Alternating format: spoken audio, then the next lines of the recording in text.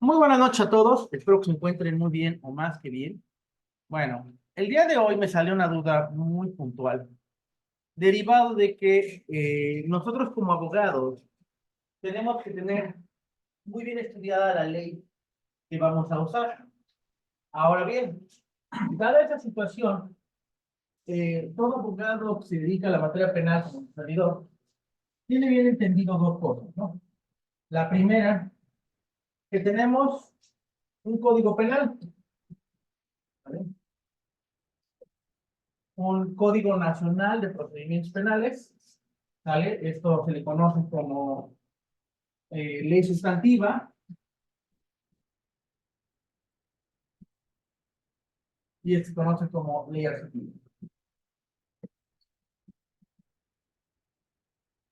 Ahora bien, derivado de ese tema o de esa particularidad, ¿sale? eh, yo tengo que tener el conocimiento, la sapiencia suficiente para saber cómo está contemplado, cómo está integrado mi Código Nacional de Procedimientos Penales. ¿De acuerdo? Hasta donde yo me acuerdo, el Código Nacional de Procedimientos Penales está conformado con 490 artículos. ¿De acuerdo? De eso está conformado. Pero el Código Penal es un poco más complejo. ¿Por qué? El Código Penal nos ofrece dos gamas diferentes.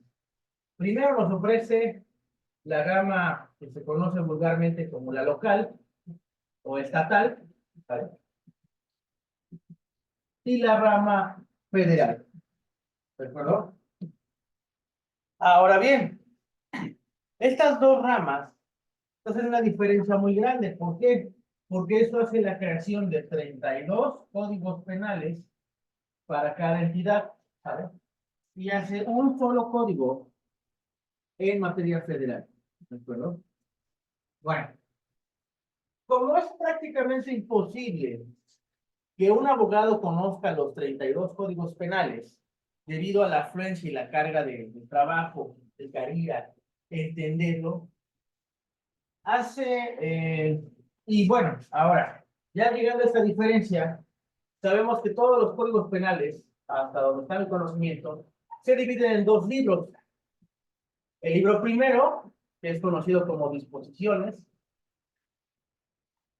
en particular, ¿vale? Y el libro segundo, que es delitos,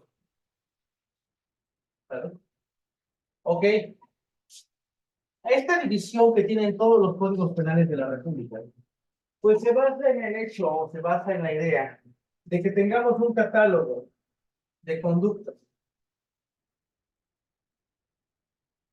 Conductas típicas, antijurídicas, culpables y punibles. ¿Vale? Que tengamos un catálogo de si tú cometes tal conducta que se encuentra en el Código Penal que va contraria a derecho, ¿vale? Que se puede adjudicar tu responsabilidad sobre el hecho y se te puede dar una punibilidad sobre el mismo, que está contemplado en el Código Penal. ¿Sabes? Bueno, entonces así es como funciona el Código Penal. ¿Vale? El Código Penal nos ofrece, primero, la definición de qué es delito, el ámbito de aplicación, lo que es la tentativa, lo que es la prescripción, el catálogo, lo que son las penas, la teoría de las penas, nos ofrece lo que es la pena corpórea, la pena pecuniaria, ¿no? La conmutación de la pena, el perdón del ofendido. Nos ofrece diferentes cosas, lo que es las disposiciones en particular. ¿Vale?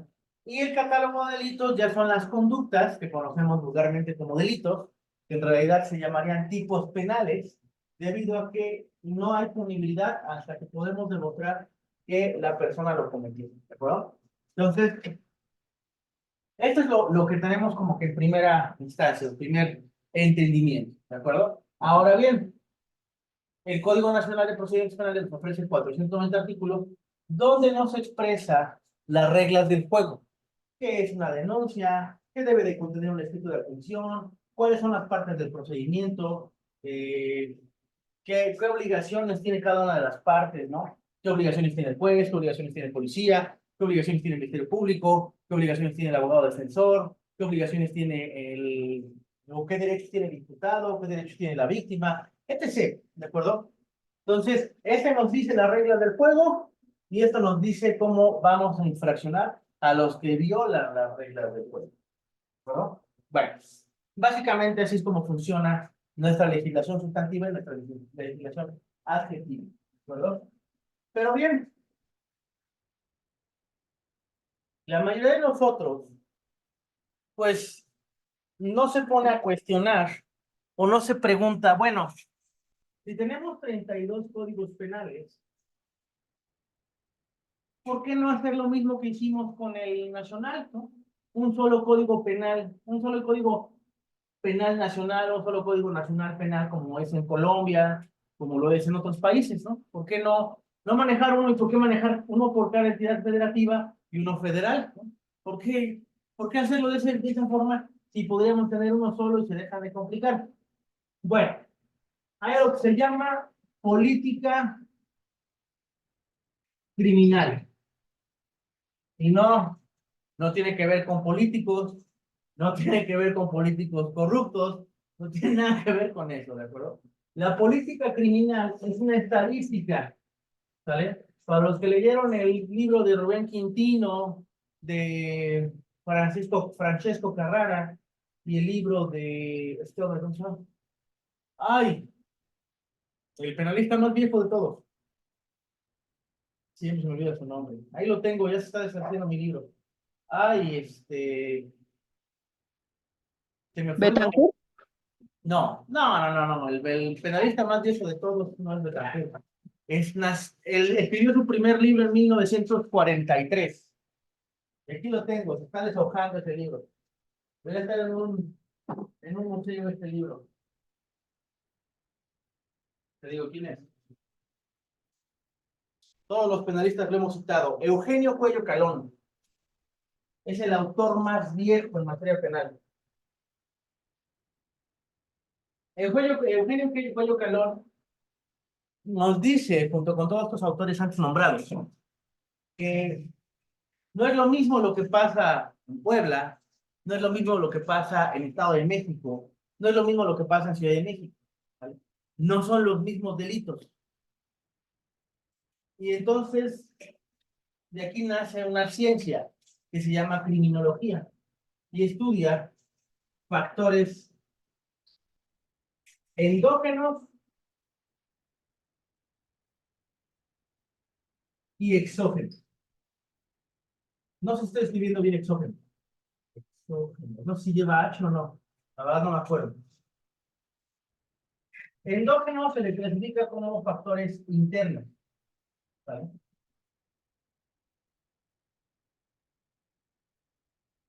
Y exógenos como factores externos.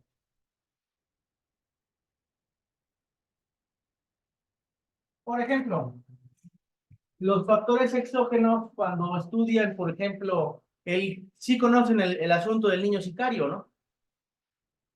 Entonces fue muy sonado en toda la República. ¿Sí lo ubican o no? Sí. Bueno, en el factor exógeno del niño sicario, pues para empezar, él se desarrolló en una zona de conflicto, en una zona donde las armas eran algo muy normal, ¿no? Donde escuchar balazos era muy normal, ¿sabes? El factor endógeno es lo que la persona interioriza. De ese factor que ya lo ve como algo normal, voy a poner algo más sencillo de entender. No es lo mismo, por ejemplo, un niño que ha crecido en un hogar donde hay golpes, donde el papá le pega a la mamá y el niño lo empieza a ver como algo normal, como una conducta normal, y lo replica, ¿vale? Lo hace, ¿sabes? A que un niño que fue criado en una casa bien, donde nunca sufrió maltrato, nunca sufrió violencia, nada por el estilo. Son, son factores exógenos diferentes. Pero el factor endógeno, hay niños que sufren, por ejemplo, yo sufrí violencia cuando era niño, a mi papá me pegaba, pero eso no marcó mi vida al grado yo haga lo mismo, yo replique esa situación. Digo, me imagino que como muchos somos de la misma generación, a muchos de ustedes también les pegaban de niños, pero ustedes no les pegan a sus hijos, no replican ese, o a lo mejor me dirán que sí, o a lo mejor me dirán, bueno, sí, licenciado, sí le pego a mis hijos, pero no tan duro como me pegaban a mí. O sea, ya no con el cable de la plancha, ya no con el cinturón, no con con un palo, no, yo te doy una nalgada con la mano, va, ya va en disminución, ¿no? Ese factor. Digo, no estoy normalizando ni romantizando los golpes, al final del día está mal, ¿sabes? Independientemente de que a veces sí den ganas, ¿no? Pero bueno, al punto al que quiero llegar, esos factores exógenos y endógenos fueron los que los hicieron ser quienes son en este momento. Eso es lo que estudia la política criminal. Voy a poner un ejemplo. ¿Qué pasa cuando, y eso va muy aunado al prejuicio, qué pasa cuando conocen a una persona de un estado que saben que es peligroso? Una persona que, por ejemplo, es del estado de Sinaloa. ¿Qué es lo que hace todo el mundo? Es lo primero que piensan, ay, vive en un lugar peligroso, ¿no? Ha de ser una persona peligrosa, ¿sí o no? Es más, no nos vamos tan lejos. En el mismo Estado de México, en la misma, sí, en el mismo Estado de México, hay zonas que son más calientes que otras, ¿sí o no? Que si le dice a una persona, soy de tal lugar, dice, ay, güey, cuida la cartera, ¿no? ¿Sí o no? O estoy hablando Sí, fantasías. sí, sí es cierto. Bueno, entonces está relacionado precisamente con eso. Relacionamos un factor exógeno, ¿de acuerdo? Un factor externo a la persona y se lo adjudicamos directamente. Entonces, esa es la relación que existe. Bueno, ahora bien, todo esto, en teoría, todo el que estudia derecho penal tiene que ver con con estos factores, ¿ok? Ya los estudia, los analiza todo eso, ¿sabes? Entonces, obviamente, si la entidad, si lo que es, son los Estados Unidos mexicanos, que es toda la República, porque es el nombre real, no se llama México el país, se llama Estados Unidos mexicanos, ¿sabes? Si los Estados Unidos mexicanos, que está definido territorialmente en 32 entidades, pues obviamente las 32 entidades no sufren los mismos problemas. Es más, te las pongo en un factor todavía mejor entendido. Si analizamos en un mismo estado, en los diferentes municipios, la estadística criminal o la política criminal es muy diversa. Voy a poner un ejemplo. En el estado de Puebla hay mucho feminicidio, ¿vale? Mucho. Somos el número 3, creo, en feminicidios de la República Mexicana. Ahora bien, no en todo el estado se da el feminicidio con las mismas cantidades. En donde más se da el feminicidio es en la parte de la Sierra Norte del estado, en donde hay más pobreza, donde hay más precariedad, donde la gente no conoce sus derechos. Es en donde más se da el feminicidio. ¿Estará relacionado el feminicidio con la pobreza? ¿O estará relacionado el feminicidio con la falta de educación? ¿O estará relacionado con qué? Eso es lo que realmente tiene que estudiar la política criminal. ¿Sabe? Por eso, por ejemplo, en el Estado de México, el feminicidio y el homicidio están igual de penados. No sé si lo sabían, pero el Estado de México es de los pocos estados que va de los 40 a los 60 años, homicidio doloso, ¿sale? Homicidio. Y feminicidio va de los 40 a presión vitalicia. Es de los pocos estados que se atreve a la presión vitalicia. Entonces, es ahí donde se hace el análisis de precisamente toda esa parte. ¿Sale? Ahora bien, nace la pregunta a través de este efecto. Nosotros sabemos con certeza cuántos tipos penales hay en nuestro estado. Yo, por ejemplo, yo soy del estado de Puebla, originario del estado de Puebla, ¿vale? Y en mi código penal son 100 delitos en total, ¿vale? 100 delitos. Y tengo una lista Excel y tengo un código penal impreso de computadora, subrayado y contado uno por uno, cuáles son los 100 delitos que existen en el código penal. Son más, pero hay derogados varios. Por ejemplo, en Puebla está derogado la calumnia, está derogado, ¿cómo se llama? Hay estos que son difamación, Curias, amenazas. injurias, ¿no? Amenazas no, amenazas sigue siendo delito acá, ¿eh? En donde está derogado es en la Ciudad de México. En la Ciudad de México las amenazas están derogadas. Entonces, esa es la diferencia, por ejemplo.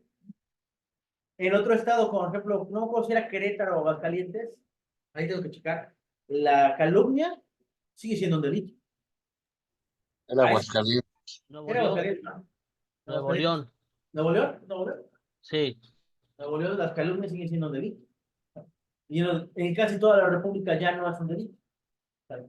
Entonces, esa es la pregunta real. ¿Saben cuántos delitos o cuántos tipos penales aplican en su estado? O sea, ¿tienen esa cuenta? ¿Tienen esa paciencia de saber cuántos hay? Y no nada más es saber cuántos, porque ¿quién te va a preguntar eso? ¿No? ¿Qué maestro de derecho o qué juez te va a preguntar algo así? No, nadie. No. Y no es por si te preguntan. No es un trabajo por si te preguntan. Es un trabajo para que sepas cuáles son. Porque va a sonar bien feo, ¿eh? Pero se viene una generación de abogados del chat GPT, dependientes del chat GPT, tal cual. Y ese es el tema de lo que quiero hablar el día de hoy. Dos cosas, dos tópicos. Una, la inteligencia artificial es una herramienta, ¿sabes? Y es una herramienta que debemos de usar, no le debemos de tener miedo. Una herramienta que sí debemos de manejar y de palpar y de tocar y de sentir y de usar. Claro, yo no soy enemigo de esa idea, no. Pero al mismo tiempo que es una herramienta, debe de servir al hombre, no de reemplazar al hombre. Entonces, ese es nuestro trabajo como abogados, precisamente. Buscar cómo no ser reemplazados por una máquina. Tal cual. Ese es nuestro trabajo. Porque a eso nos enfrentamos. Una inteligencia artificial ya da una respuesta no tan lejana, o sea, no voy a decir que igual que un abogado, no, no. Hasta este momento, no. En todo lo que lleva mi investigación, todavía no. Pero ya la da muy parecida, la verdad. Yo diría que un 80%. Y es un porcentaje muy alto. ¿Vale? Si fuéramos exigentes, diríamos un 70%. Pero aún así es una aproximación muy alta. ¿Vale? Muy alta. Y es precisamente eso es lo que quiero hablar con ustedes. No de tenerle miedo, no de tenerle tabú, sino de utilizarla, pero no confiar en ella. Lo voy a poner así, en contexto, y a ver si causa el efecto que busco en ustedes. ¿De acuerdo? Lo voy a comparar de esta forma y a lo mejor a alguien no le gustará mi comentario porque lo habrá vivido en algún momento de sus vidas. Y no va a sonar del todo grato. Bueno, el tema de la inteligencia artificial y el derecho son dos temas que han entrado en conflicto recientemente porque una inteligencia artificial ya puede redactar demandas, ya puede dar asesorías, etc. Yo lo que decía hace un momento era que pues, las asesorías que da una inteligencia artificial, como no es un abogado, pues son fiables, son 70%, pero es un tópico bastante alto. Ahora, yo no soy peleado, ni estoy peleado de que un abogado utilice la inteligencia artificial para ayudarse a esa herramienta digital de la cual todos disponemos. No. De lo que soy enemigo es de confiar al 100% en esa herramienta. Le pagues o no le pagues esa herramienta, no podemos confiar en esa herramienta al 100%.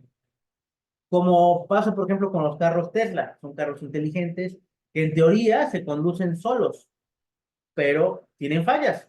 Lo mismo pasa con todas las inteligencias artificiales. Todavía no están al 100%. Son prototipos, son proyectos, son versiones beta, etc. ¿De acuerdo? ¿qué es lo que debemos? Y a lo mejor habrá alguna inteligencia que ya esté mejor manejada, o ya esté bien aterrizada, ¿no? Pero ¿qué es lo que debemos de hacer? Bueno, mi consejo para todos ustedes, si quieren usar inteligencias artificiales, sí úsenla. Pero esto es como, voy a poner dos comparaciones. Esto es como beber, como tomar alcohol y como tener un pasante. Son las dos cosas al mismo tiempo. Si yo bebo demasiado, voy a crear una dependencia en mi cerebro y me puedo volver alcohólico. Lo mismo pasa con la inteligencia artificial. Si yo la uso demasiado, me vuelvo dependiente de ella y dejo de usar, como lo que nos pasa con el tema de la calculadora. Muchos de nosotros ya dejamos de hacer cuentas así, chinga, porque usamos mucho la calculadora y ya dependemos de la calculadora. Habrá quien de ustedes me diga, no, yo no la uso, yo sí uso el cerebro. Perfecto, está bien. También eso es válido. ¿Sabes? Pero el tema es que nos hemos vuelto dependientes aparte. El tema no es volverse dependiente de la inteligencia artificial, utilizar el raciocinio propio y compararlo con el raciocinio de la computadora. Eso es un poco mejor. Ahora, ¿por qué hablaba del pasante? Y el tópico que a lo mejor a nadie le va a gustar. Todos como abogados fuimos pasantes y ahora tenemos pasantes, ¿no? O próximamente van a tener pasantes. ¿Y qué pasa en esas situaciones de efecto? Bueno, nuestro trabajo cuando ya tenemos esto es, cuando ya tenemos un pasante, es supervisar su trabajo. No podemos confiar el 100% de su trabajo. ¿Por qué? Porque puede cometer faltas de ortografía, porque puede citar mal una ley, puede anotar mal un nombre, ya me pasó y me ha pasado muchas veces, ¿sale? Entonces, en ese sentido, mi trabajo es revisar su trabajo, ¿de acuerdo? Y no es que desconfíe de su trabajo, simplemente es que el que está poniendo la cara como abogado patrono soy yo, o el abogado defensor soy yo, o el asesor victimal soy yo, y yo soy responsable de lo que haga ese pasante directamente ante la ley. Todo lo que él haga, yo soy responsable. Entonces, precisamente como tengo esa obligación, no es esa obligación, tengo que revisar su trabajo. Y lo mismo pasa con la inteligencia artificial. Tenemos que revisar su trabajo, que esté bien hecho, que esté bien practicado, porque si no al final del día, los perjudicados vamos a ser nosotros. ¿Queda claro? ¿Queda claro o no? ¿O no? Sí, Sí, Sí. Seguro. Ahora, a raíz de que yo voy a trabajar en el Estado de México, o ya estoy trabajando en el Estado de México, pues, y que ya tengo más asuntos, creo muy necesario trabajar en ese tópico de los tipos penales del Estado de México. Desgraciadamente, esta lista ya la había hecho hace 2 años, pero como todo buen abogado que tiende a borrar sus archivos y no darse cuenta de qué borró, pues yo solito me hice la maldad, ¿verdad? Hice la lista y yo la borro. Entonces, eso es lo que tengo que hacer ahora. Ahora tengo que volverla a hacer porque no la respaldo. Y quién sabe, sus compañeros la sigan teniendo, ¿va? Entonces, ese es mi trabajo en este momento con ustedes. En este momento la clase se vuelve de permanencia voluntaria. Quien se quiera quedar, adelante. Quien no, es bienvenido a irse. Si quieren replicarlo con sus códigos penales, son bienvenidos. La última vez, cuando hice el de Quintana Roo, me tardé como 2 horas y media. No sé, ya conozco este código penal, ya lo he tratado antes, pero no sé cuánto me tarda. Entonces, son bienvenidos a ver cómo hago mi trabajo y a juzgarlo e incluso a preguntarme al respecto, ¿de acuerdo? ¿Cómo es? ¿Cómo aplica? ¿No? Sin problemas se los contesto. Al final del día es parte del trabajo de ser docente, o mi trabajo autoimpuesto, ¿no? Nada más que le voy a poner un poquito de color porque no lo quiero ver tan opacado mi trabajo. Aquí verde. Vamos a empezar.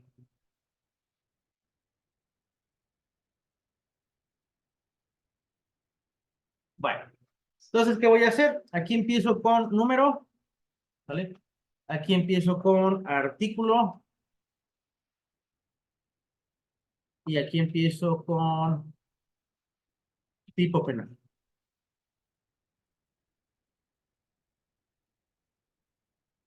¿Vale?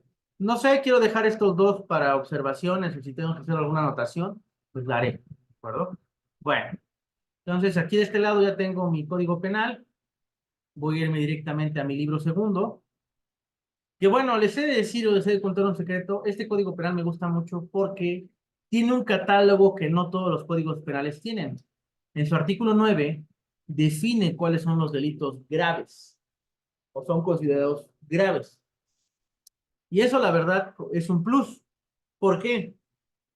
Porque nosotros tenemos entendido que los delitos graves son, o bueno, la mayoría de ustedes tienen la idea de que los delitos graves son los contenidos en el artículo 19, párrafo segundo constitucional, ¿de acuerdo? Pero la realidad es que no es del todo correcto. ¿Por qué? Porque cada estado, como es soberano, puede determinar que en su estado no es un delito grave, ¿de acuerdo? Entonces, sí es un tema de controversia y es un tema interesante de estudiar al respecto. ¿Y qué voy a hacer? Bueno, ya sé ahora, si voy a ponerle acá en el recuadro,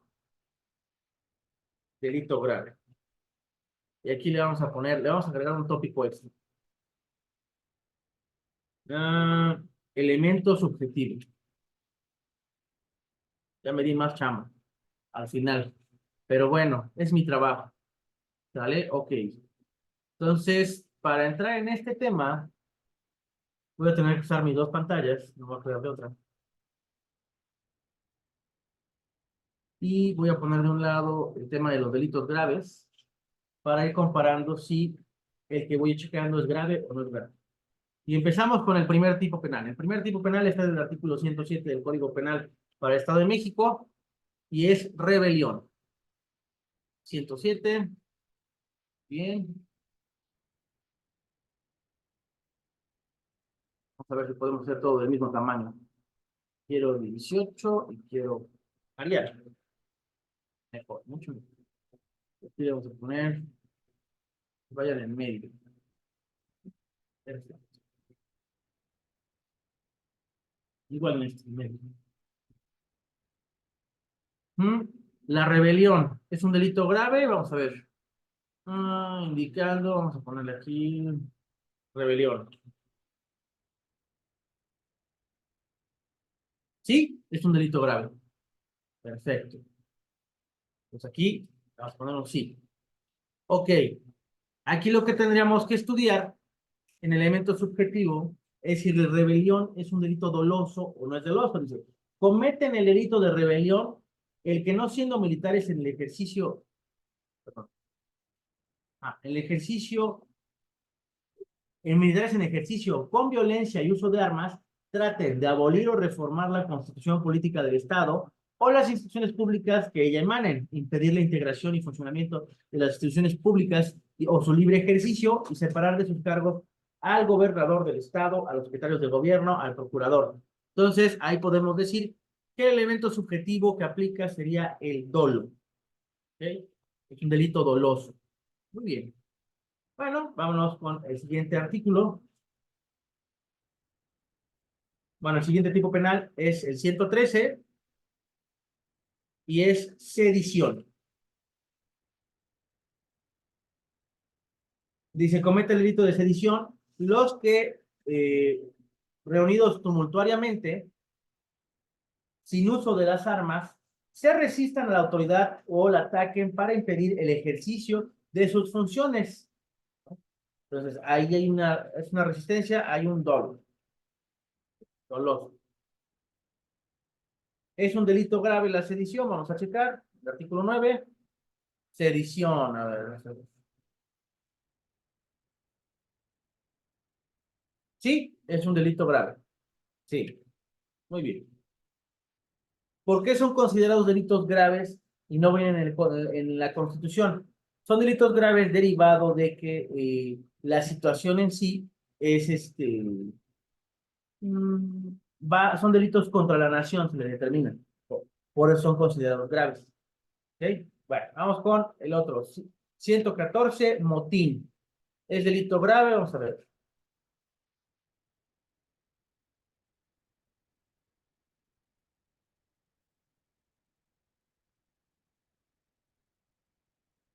¿No? El motín no es delito grave.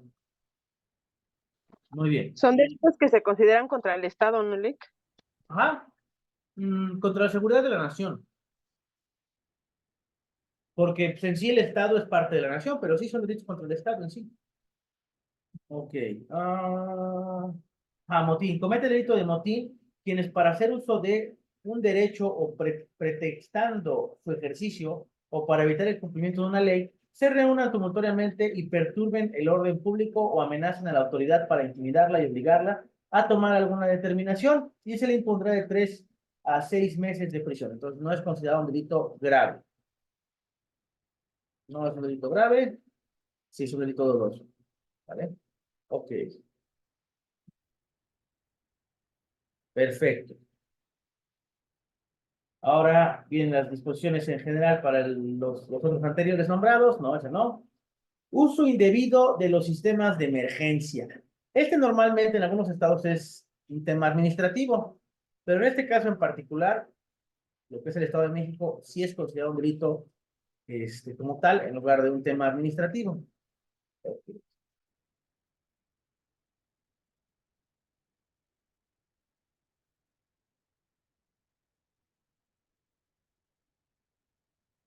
Perfecto. Uso indebido de los sistemas de emergencia es el artículo 116 bis. ¿Ok? ¿Y qué nos dice? Comete el delito de uso indebido de los sistemas de emergencia, el que dolosamente, ahí ya no está hablando de un dolo, tal cual, ya no lo definió. Hay un dolo ahí, ¿vale? Al que dolosamente, dice, por cualquier medio reporte hechos falsos a instituciones públicas o privadas que presten servicios de emergencia, protección civil, bomberos o seguridad pública, que hagan necesaria la movilización y presencia de elementos de dichas instituciones. Al responsable de esta conducta se le impondrá de 3 meses a 1 año de prisión. ¿Sale? Entonces, ¿es un delito grave? No. ¿Ok? Muy bien. Vámonos con el otro. Desobediencia. ¿Qué es la desobediencia? El artículo 117. Dice, comete el delito de desobediencia el que sin causa legítima... Permítame un momento. Voy a hacer algo muy loco, pero creo que es algo muy necesario. ¿Cuánto ocupa esto? 2 hojas. Pero vamos a ver. Oiga, hay una pregunta, como dijo ayer, este, Dime. si se le pregunta a ChatGPT, ¿cree que nos dé lo mismo? No creo, pero lo vamos a intentar. Espérame. Nada más hago lo que quería yo. No creo porque no sabe diferenciar entre el Estado y la Ciudad de México. Es el primer problema con el que se toparía ChatGPT. O sea, no sabría distinguir si son delitos del Estado de México o de la Ciudad de México. Pero vamos a checar.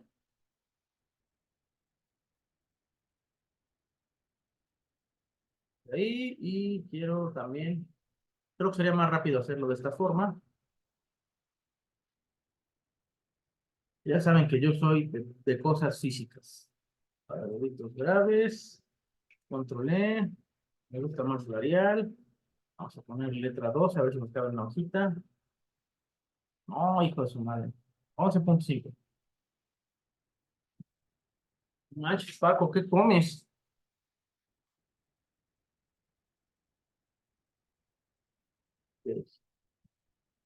Vamos a imprimirla. Archivo, imprimir. Vamos a matar un árbol.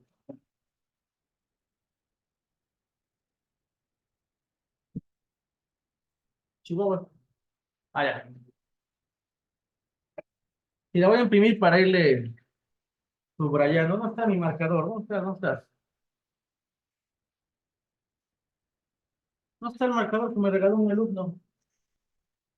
Se me perdió. Bueno, voy a tener que usar los que yo compré. Ah, ya lo vi, ya lo vi. Muy bien. Ya vimos que cuántos son graves son la sedición y el ¿Cuál era? Sedición y terrorismo. ¿Cuál era?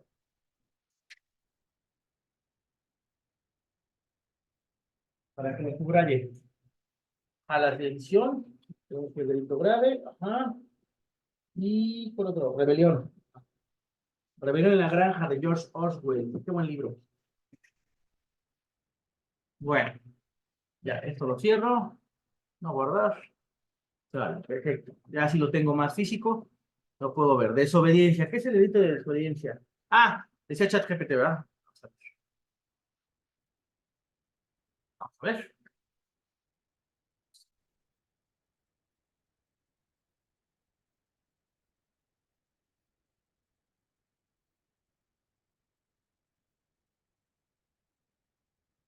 ¿Cuántos delitos existen en el Código Penal del Estado de México?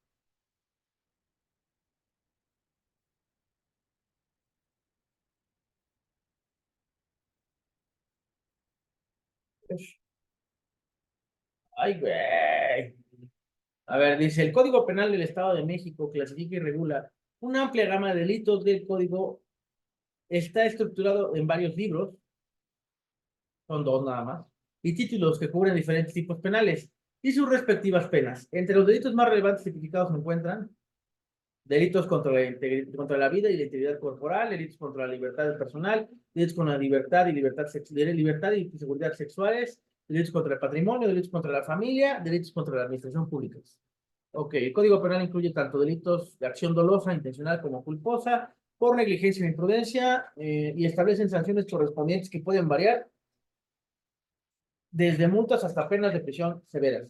Para obtener una lista completa y detallada de todos los delitos, puedes consultar el texto oficial del Código Penal del Estado de México en la Gaceta de Gobierno y otras fuentes. Dame la lista, por favor.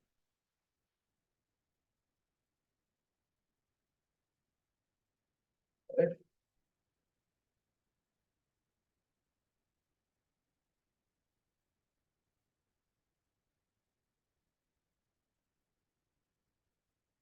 Ok.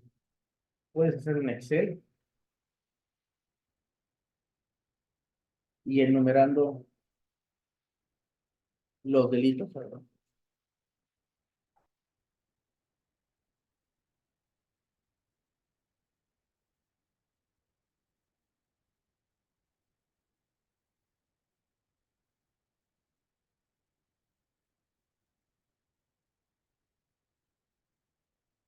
Descargar Código Penal del Estado de México.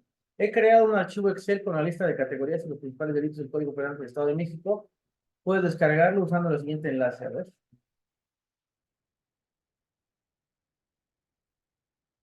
A chinga. A ver si sí es cierto.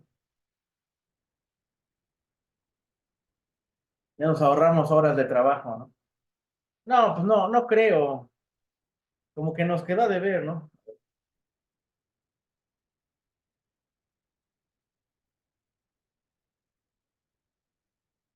Ahí está tu lista Excel.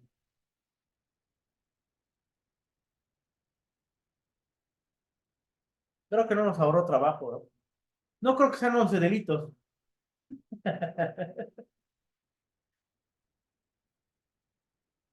No, creo que son 117. No, en el Quintana Roo son 117, en el Estado de México no sé. Todavía no me acuerdo bien. ¿Me permiten un momento? Permítame un momento, voy a hacer una escala técnica y ahorita regreso. Ya. Seguimos, una disculpa por el retraso. Ok, bueno, entonces vamos con la desobediencia.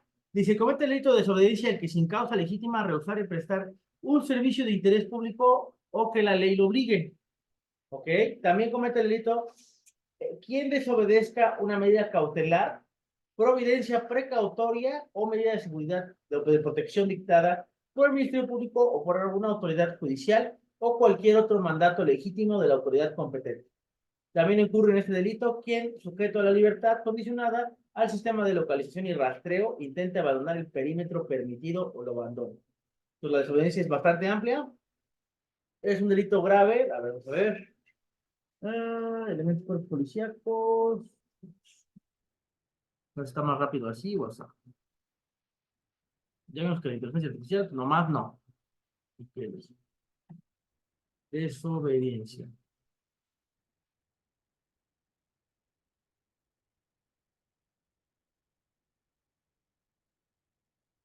No, no es un delito grave.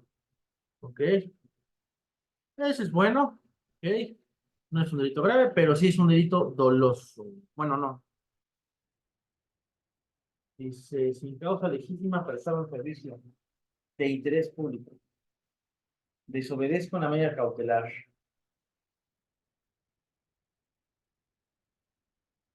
No sé, ahí sí no sé. Lo tengo que pensar si es doloso o no. Ah, ok, vamos con el otro. 120. Si no, no avanzo. 120, resistencia. La resistencia. Se comete el delito de resistencia el que empleando la fuerza, el amago, la amenaza, eso sí es doloso. Dice, se oponga a la autoridad o a sus agentes, ejerza alguna de sus funciones o se niegue al cumplimiento de un mandato dictado en forma legal y se le impondrá de 1 a 2 años. ¿Ok? Es un delito grave, vamos a ver. No creo.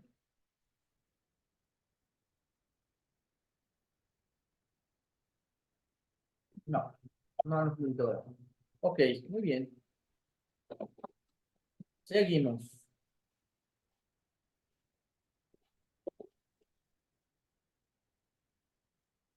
Perfecto.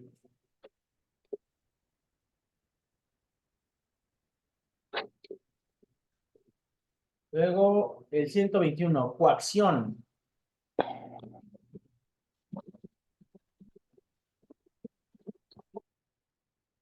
Coacción dice, comete este delito quien coacciona a la autoridad por medio de la violencia física o moral para obligarla a que ejecute un acto oficial sin los requisitos legales u otro que no esté entre sus atribuciones. Se le impondrá de 6 meses a 1 año. ¿Vale? Ok. Si es doloso, sí. ¿Es grave? No, no es grave.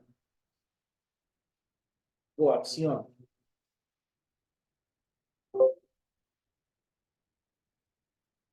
Siguiente, 122. Oposición a las obras o trabajos públicos.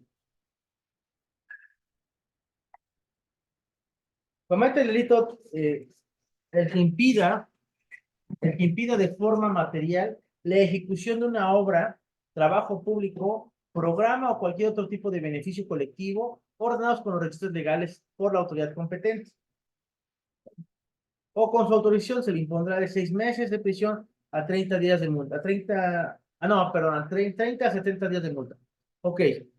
¿Han visto en esas películas gringas en donde una persona se para frente a un árbol y dice, ¿sabes qué? No, no van a tirarlo y se pone físicamente ahí o se amarran con cadenas.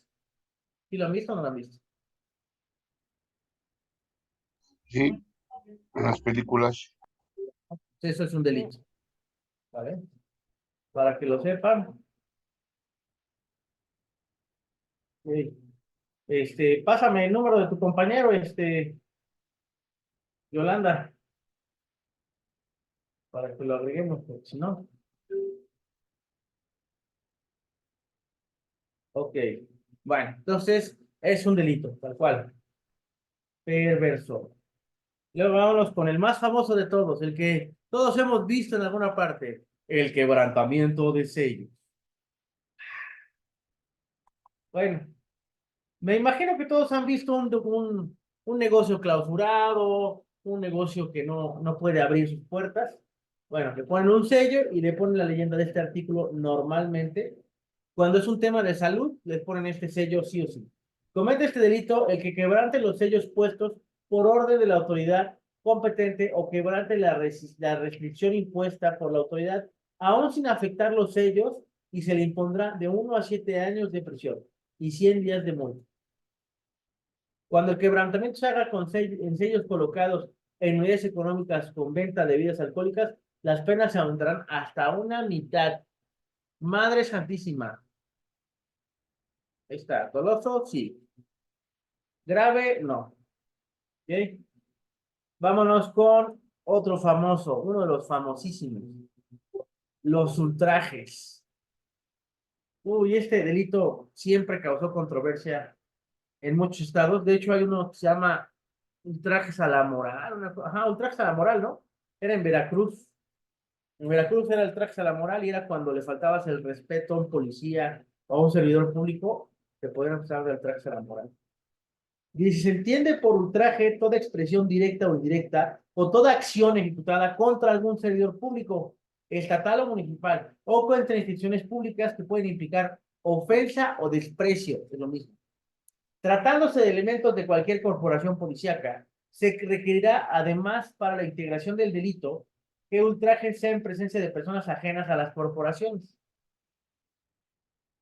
Entonces, a ver, si yo estoy en el Estado de México y voy a la clínica del IMSS y le miento la madre o le digo a la trabajadora que está ahí, servidora pública, le digo que vaya y chifle a la loma, ¿estoy cometiendo un delito? ¿Sí o no?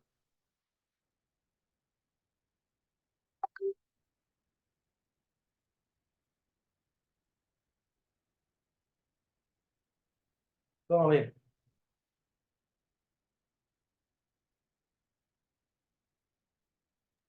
Si le mienta la madre a algún servidor público, Ajá. pues sí, ¿no? Una falta administrativa, me imagino. No, es un delito. A ver, ¿qué dice acá? Dice, se entiende por ultraje toda expresión directa o indirecta o toda acción ejecutada contra algún servidor público estatal o municipal o contra instituciones públicas que puedan implicar ofensa o desprecio.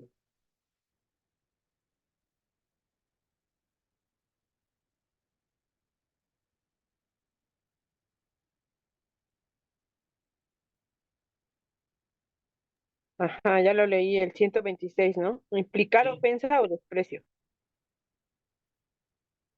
Entonces, ¿si es un delito si le miento la madre a un policía o no? ¿A un policía, a un servidor público? Sí. Sí.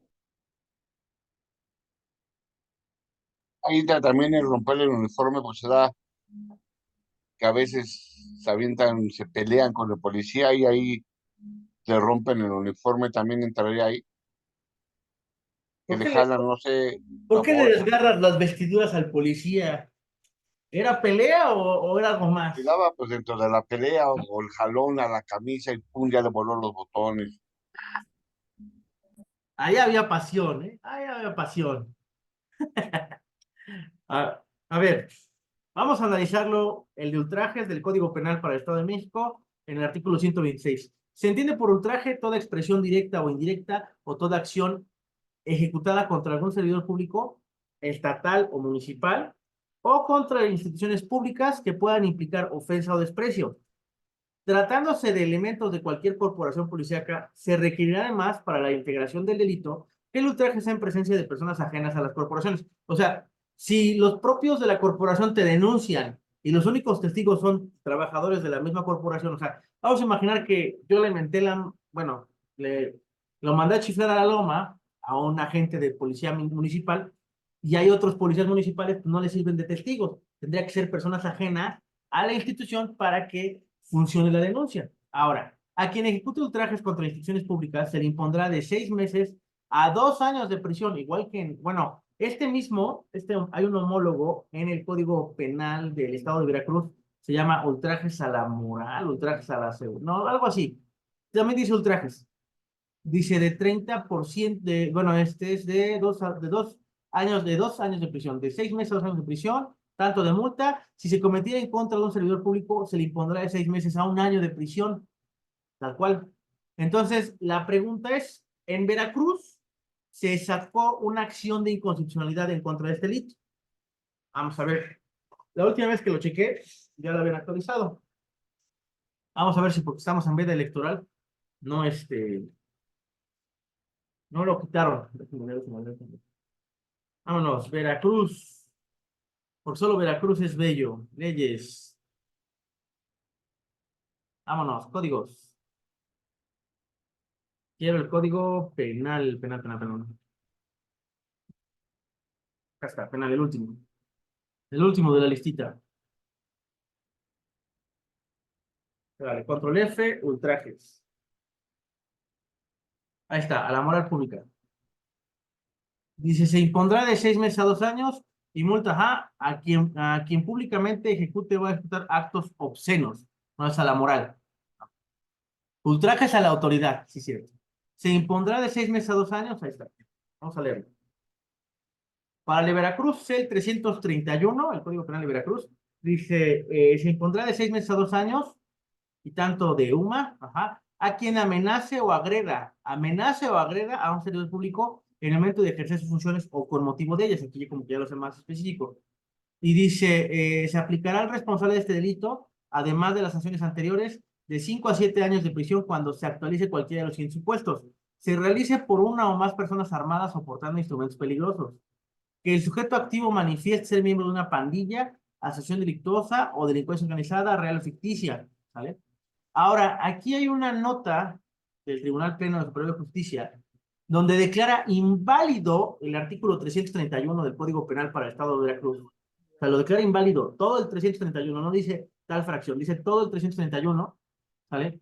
Mediante decreto 848 publicado en la Gaceta de tal entidad, o mediante sentencia de acción de inconstitucionalidad 59 diagonal 2021 y su acumulada 66 diagonal 2021. Ahora la pregunta es, si se considera que es inconstitucional en el estado de Veracruz, ¿la misma regla aplicará para el Código Penal del Estado de México? O sea, ¿podríamos conmutar esa acción de inconstitucionalidad para lo que estamos aplicando acá? Esa era la pregunta real. Habrá que estudiar esas acciones de inconstitucionalidad para ver si podemos eh, trabajarlas en lo que es el Estado de México. ¿Cómo ven? ¿Cómo ven?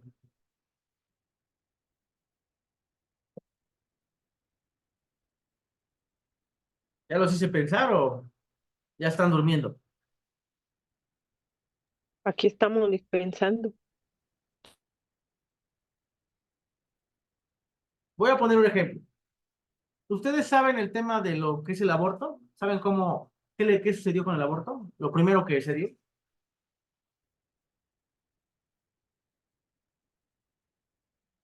Que era un delito.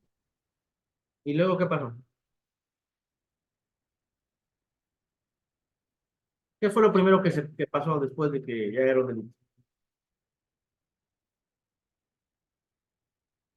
Pues después se hicieron muchas marchas, ¿no? En contra de eso para Ah, ¿qué te quitarlo digo? No, promovieron una inconstitucionalidad Una sobre acción el de aborto, inconstitucionalidad. sobre el Ajá, aborto. exacto. Promovieron una acción de inconstitucionalidad sobre el aborto para el estado de Coahuila, para el Código Penal del estado de Coahuila. ¿Sabes? Pero ¿por qué esa acción de inconstitucionalidad sigue causando efecto en todos los demás estados?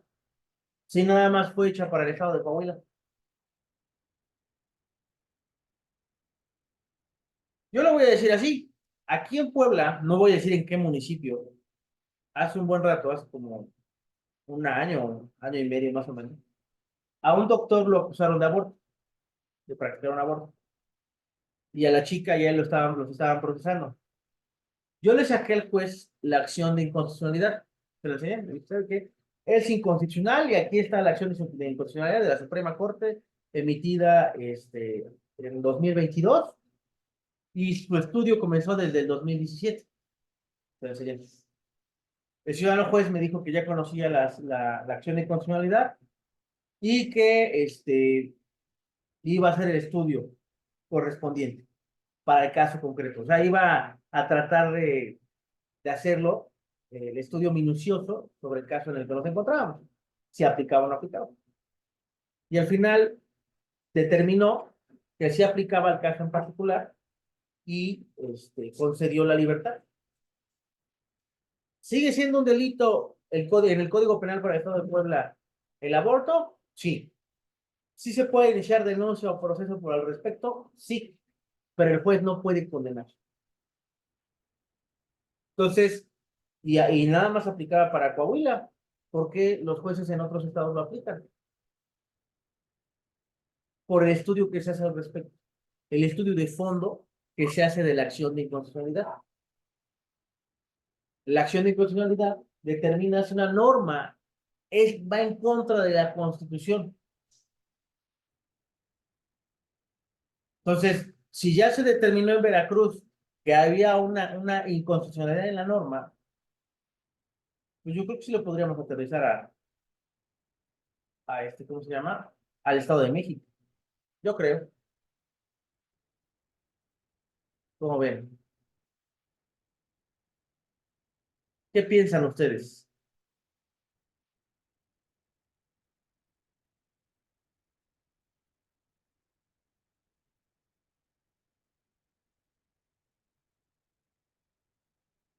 Esta clase, como todas, pero en esta en especial,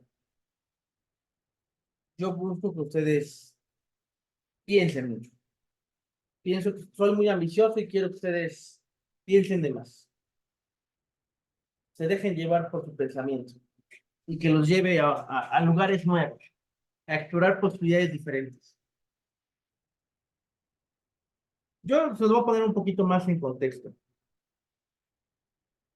¿Cómo creen que yo sé que ese mismo tipo penal aplica en Veracruz y aplica en Puebla? ¿Cómo puedo saber eso? Porque ya estudió los dos códigos, ya los comparó. ¿Se imaginan cuánto tiempo me llevó eso? Y para que después de... eso lo hice hace 2 años, ¿eh? ¿Y cómo es que hasta la fecha no se me ha olvidado? Eso es lo interesante.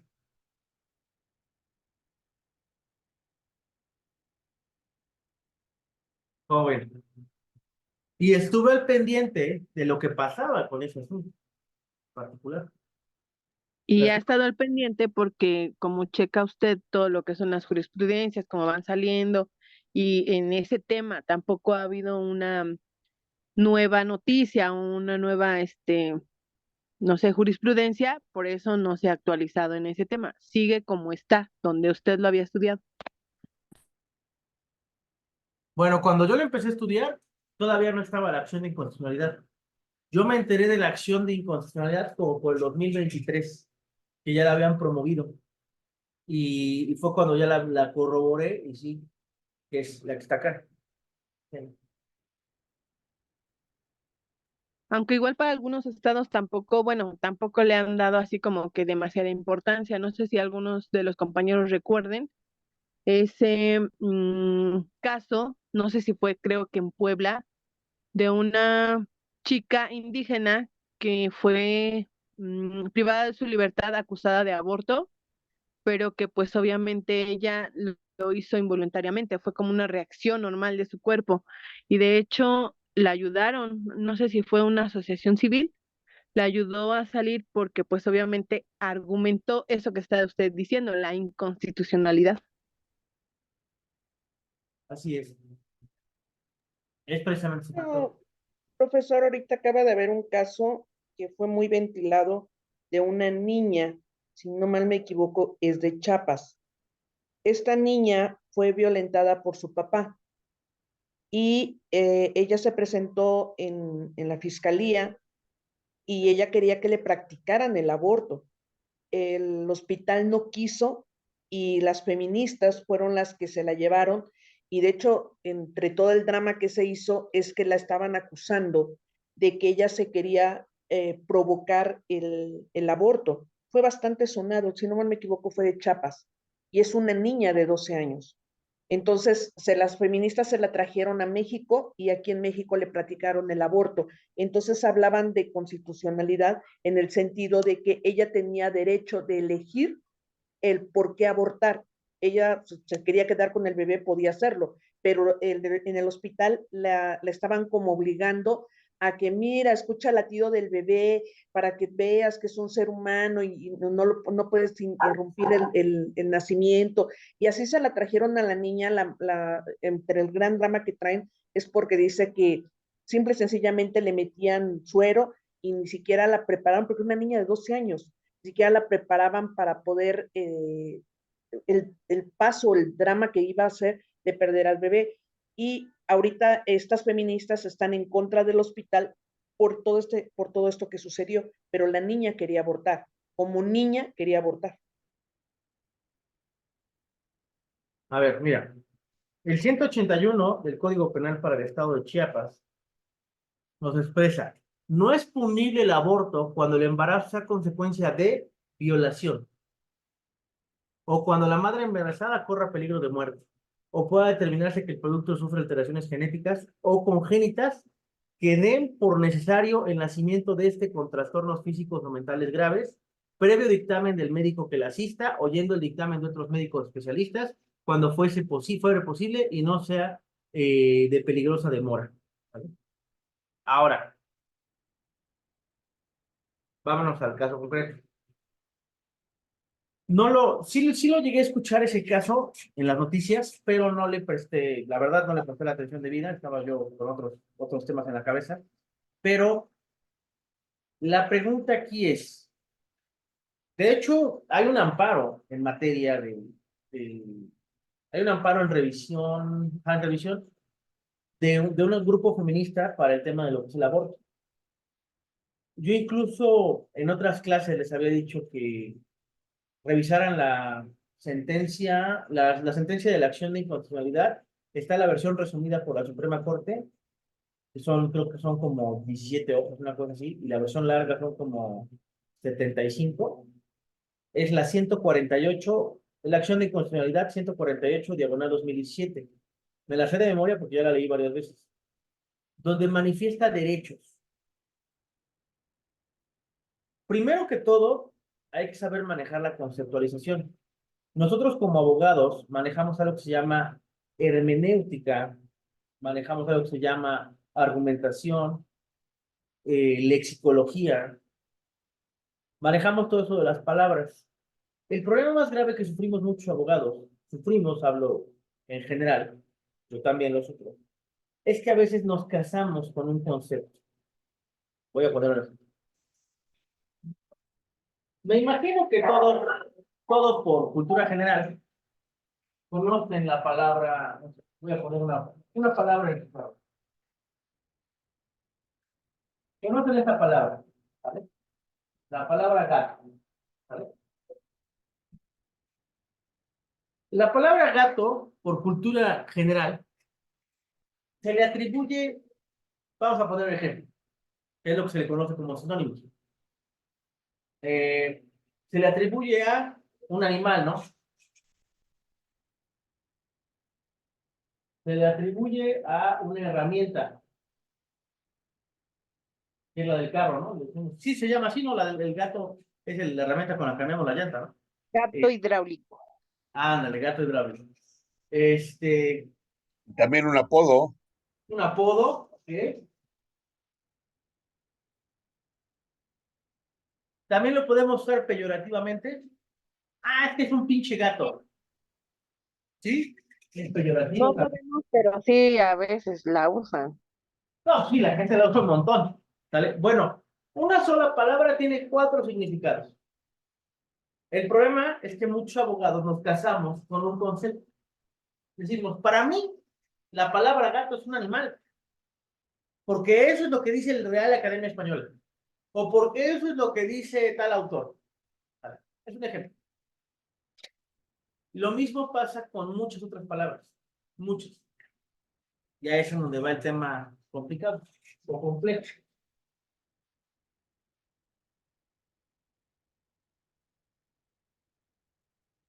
Hay abogados que no saben la diferencia entre lo que es un embrión, un producto y un bebé. ¿Vale? No vislumbran la diferencia. Porque para ellos todo es lo que se traduce en vida. ¿Vale? Porque está latiendo, porque tiene un corazón, porque hace bum, bum, bum, bum, bum. Todo se traduce en vida. ¿Vale? Para ellos el concepto es el derecho a la vida.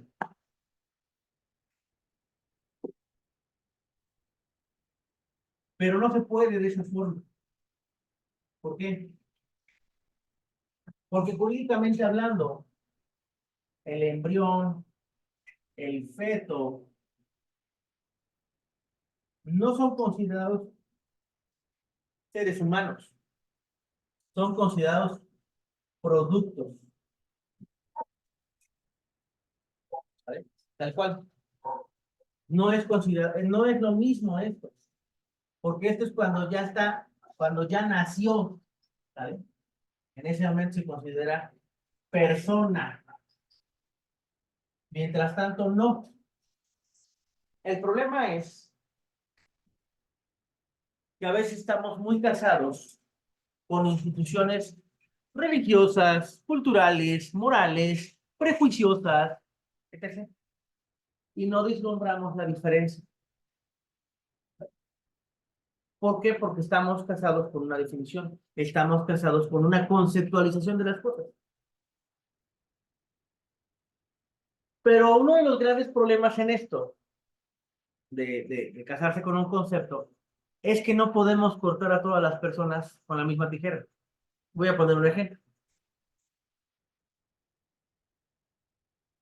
¿Alguna vez escucharon de un actor, no voy a decir el nombre, o escucharon de un actor, de un famoso, que decía que todas las personas gordas, todas las personas que somos gordas, me incluyo,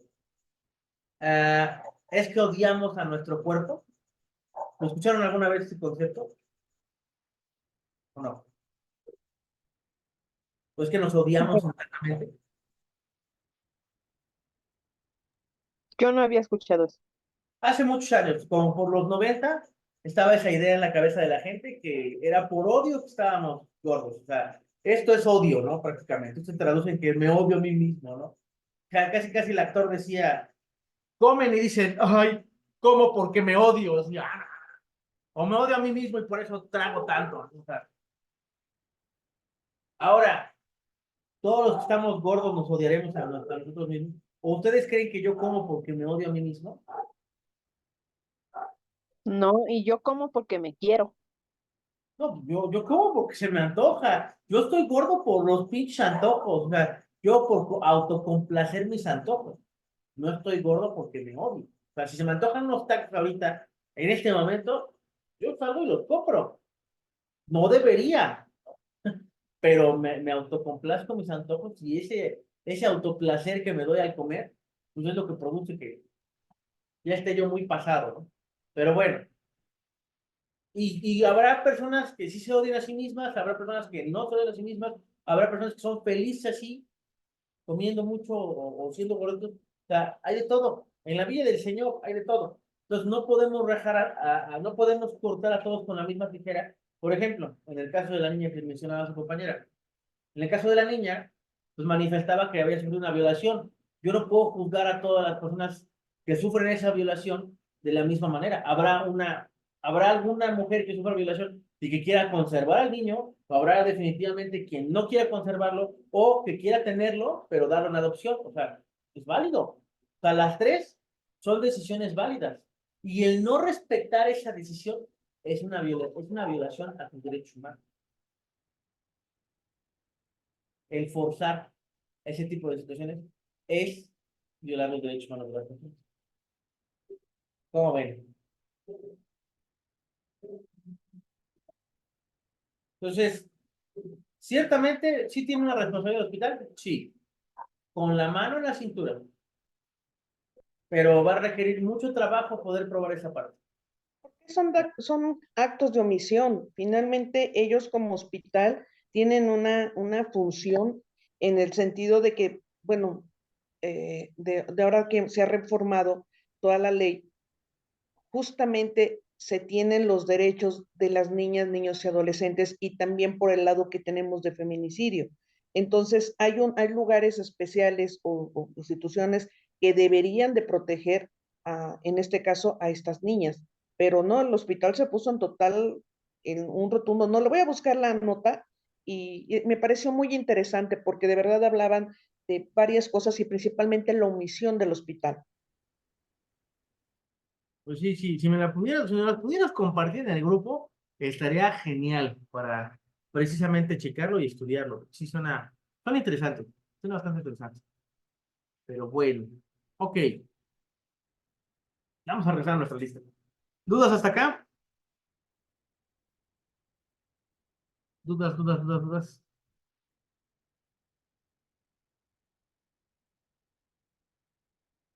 Ok. Ultrajes no es un delito grave, no, no lo es. ¿Es un delito doloso? Sí. Ok, vámonos a lo que sigue. El cohecho aparece como derogado. Cohecho. Pero no quiere decir que lo esté, ¿sale? Nada más lo movieron del lugar. Y vamos a poner derogado. Muy bien. Seguimos. Luego sigue ejercicio indebido, abandono de funciones públicas. A ver, ¿estos serán tres delitos diferentes o es el mismo delito?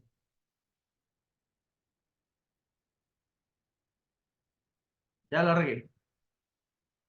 Ya la regué. Insertar.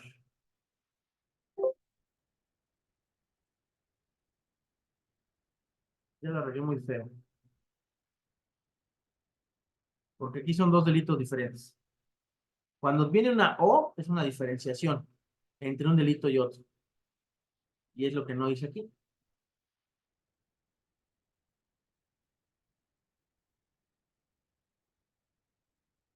Lo mismo pasa con el de acá.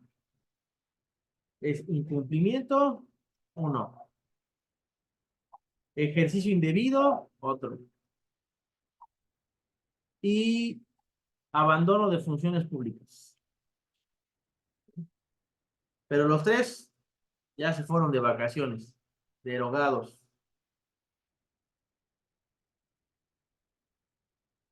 Ciento 132. Sí, en escalerita.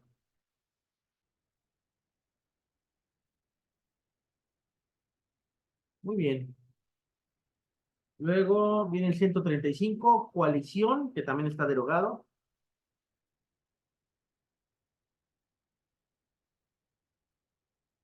¿Qué hora hace? ¿Cómo está por allá? ¿Cómo está el Estado de México, Jorge? ¿El calor? Sí. Sí, ya volvió a subir, ahí estuvo frío y ahorita está, ya empezó otra vez a dar guerra. Qué mal. Muy mal, muy mal. Bueno, el abuso de autoridad también aparece derogado. El tráfico de influencia también aparece derogado. Pero no se preocupen, no están derogados, solamente los movieron del lugar. Concusión también aparece derogado.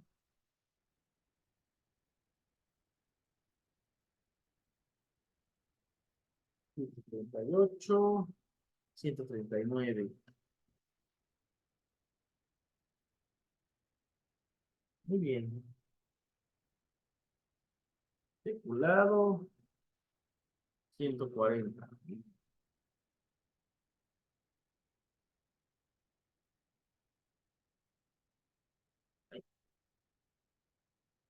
Enriquecimiento ilícito, también ya está derogado, 141.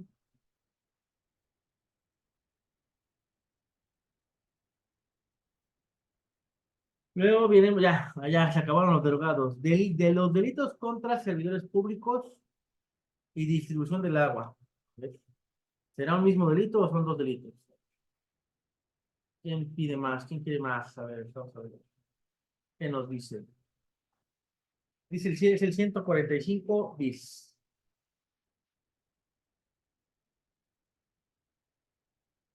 145 bis. Muy bien.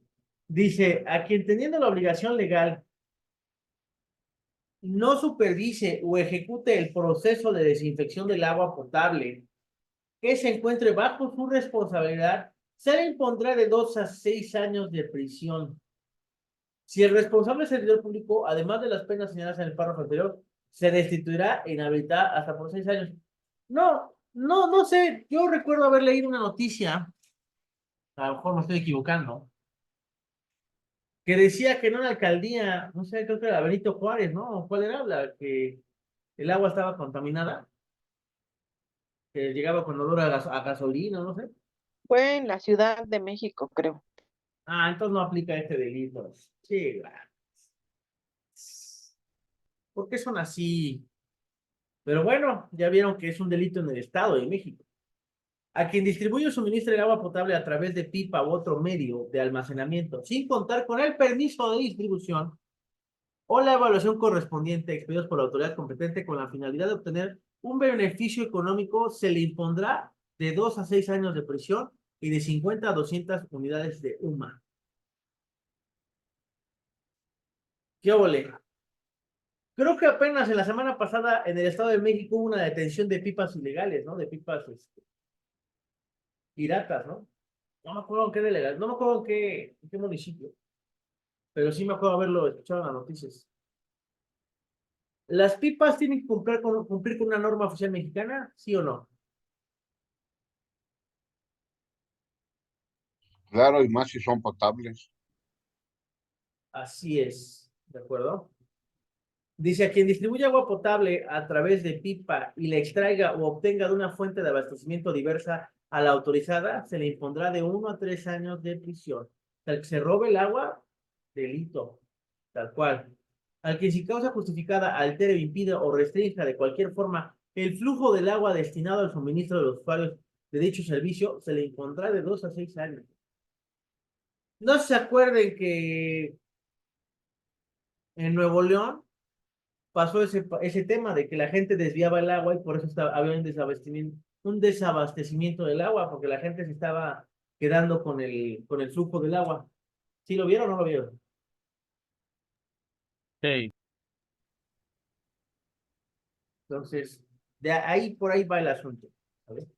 Para que para que tengan ustedes la idea de lo que sucede. Bueno, entonces, ¿son diferentes delitos? Sí, no es el mismo. Uno es distribución del agua y el otro es servidores públicos en materia de distribución del... Bueno, uno es en contra del sector público y otro es contra el sector privado.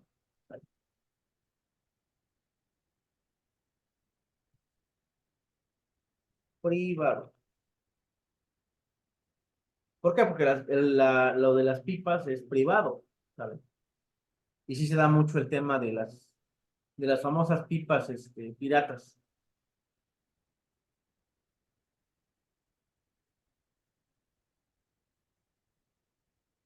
Ok, muy bien. Este es el 145, pero es el cuarto.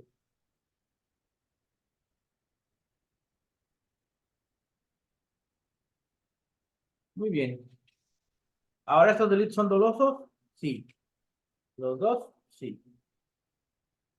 Ah, no, son graves, no. Perdón, no. ¿Son graves? No.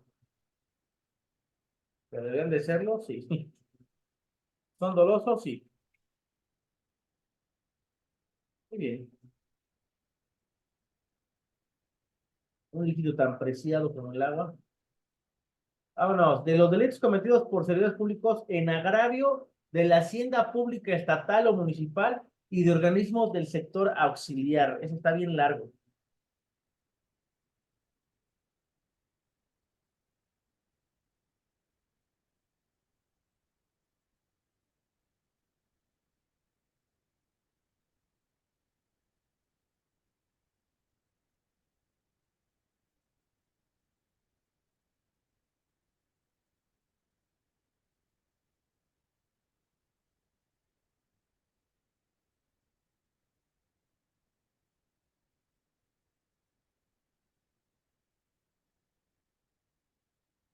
Ok, vamos a ver. Dice, incurre en la responsabilidad penal a que se refiere este capítulo los servidores públicos de la hacienda pública estatal, municipal y de organismos del sector auxiliar en los siguientes casos.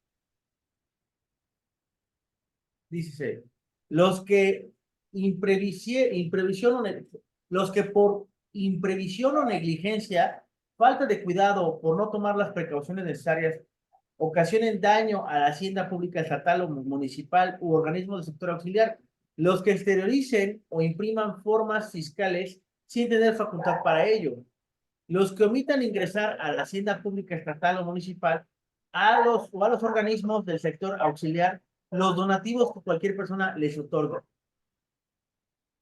Los que hagan uso personal de los fondos de la hacienda pública estatal, municipal o de organismos del sector auxiliar. Niños, los que intencionalmente o por omisión notoria dejen de efectuar la gestión fiscal correspondiente en perjuicio de la hacienda estatal o municipal. Entonces, en pocas palabras, los que no hagan la contraloría, ¿vale? Los que no hagan la chamba de contralores, ahí sí, ¿sale? Bueno, pues entonces es un delito doloso y culposo al mismo tiempo. Puede haber dolo, puede haber culpa, ¿sale? Tal cual. ¿Un delito grave? No. Y es el ¿qué? 146. Vamos, 23 delitos. No, hombre, ya se va a acabar la clase. Qué mal. Ocupación ilegal de edificios e inmuebles destinados a un servicio público. ¿Ok? Es el 147.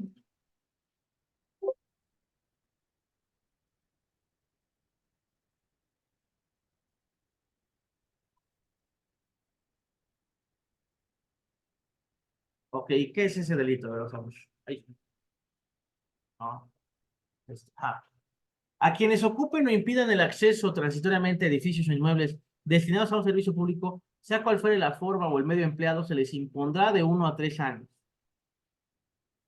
A los autores intelectuales a quien se dirija la comisión de este delito y a quienes la instiguen, se les impondrá de 1 a 5 años de prisión. Tal cual. Ocupen o impidan el acceso.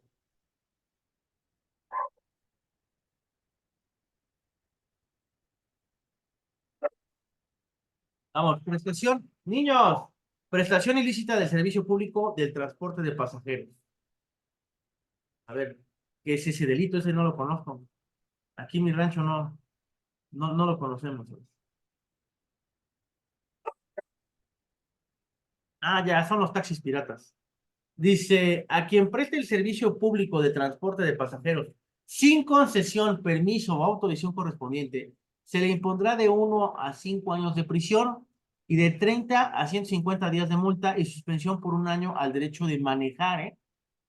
Si este delito tuviera intervención cualquier integrante del Consejo de la Administración, socio o representante legal de una empresa concesionaria o permisionaria del servicio público de transporte y se cometiere bajo amparo de aquella, la pena aplicable se aumentará a 2/3 partes.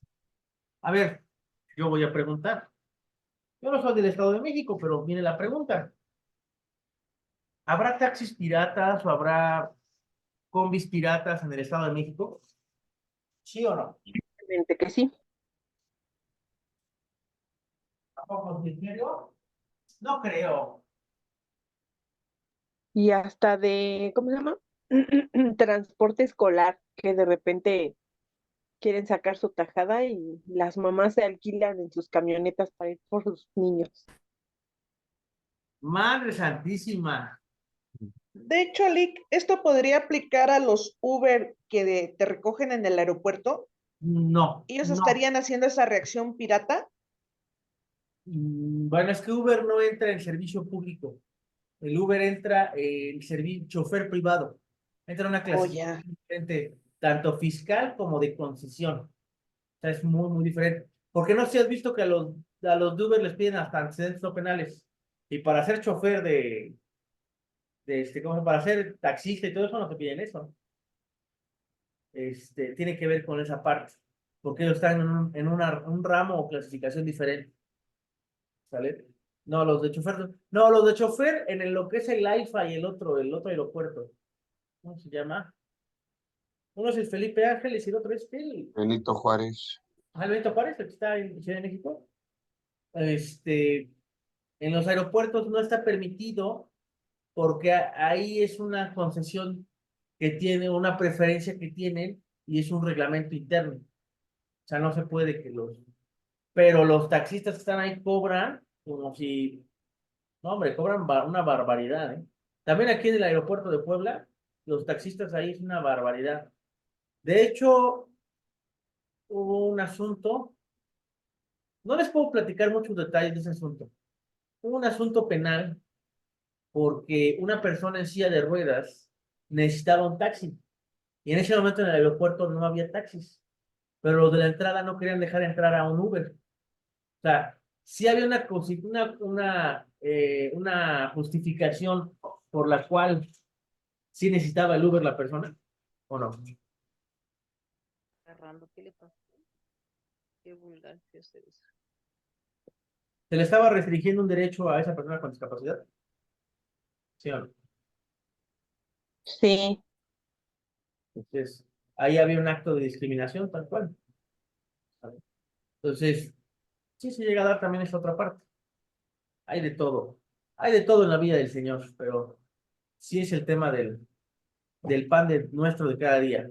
Venta ilícita de bebidas alcohólicas. Era un delito, ahora está derogado. Pero nos faltó en el 47 y 148 si es grave o y dolo culposo. No se te va una, ¿verdad? Ok, ahorita lo definimos.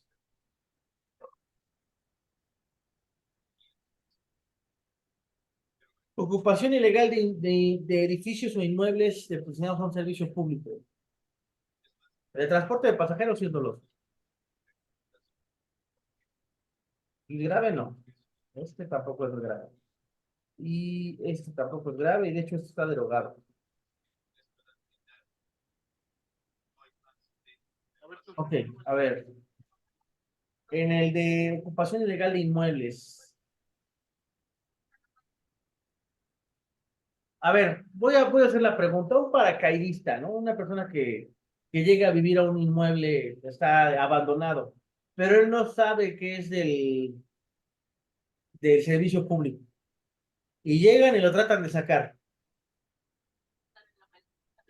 Y lo acusan, o sea, al darse cuenta que vive ahí, lo acusan de este delito. Él lo habrá hecho con dolo. Bueno, el quererse quedar ahí sí fue doloso, ¿no? O sí fue intencional. Pero si él no sabía que el inmueble era de servicio público, ¿seguirá siendo doloso? ¿O será culposo?